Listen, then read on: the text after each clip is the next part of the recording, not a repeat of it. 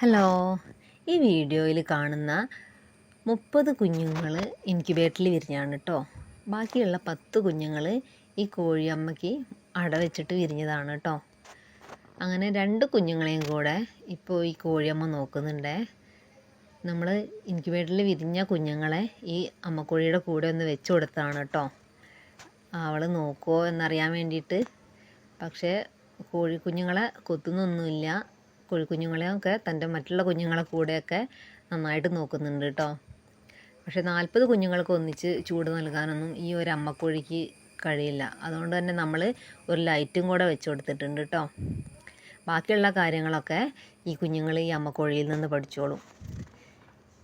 ഒരു അമ്മയുടെ തണലിൽ നിൽക്കുക എന്ന് പറയുമ്പോൾ തന്നെ കുഞ്ഞുങ്ങൾക്ക് ഒരു സുരക്ഷിതത്വവും അതിലേറെ ഒരു മാനസികമായിട്ടുള്ള ഉന്മേഷമൊക്കെ ഉണ്ടാവും കേട്ടോ. നിങ്ങളിതുപോലെ ചെയ്യണമെന്നുണ്ടെങ്കിൽ രാത്രിയിൽ കോഴിയമ്മ കിടക്കുന്ന ടൈമിൽ കോഴിക്കുഞ്ഞുങ്ങളെ അതിൻ്റെ അവിട്ടിൽ വെച്ച് കൊടുക്കുക.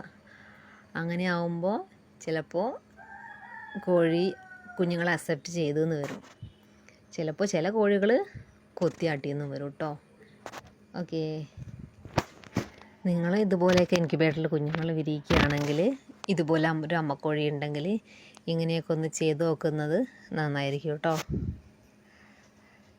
ഓക്കേ, നിങ്ങൾക്ക് നമ്മുടെ വീഡിയോ ഇഷ്ടമാവുകയാണെങ്കിൽ നമ്മളെ ഒന്ന് ഫോളോ ചെയ്ത് സപ്പോർട്ട് ചെയ്യണേ.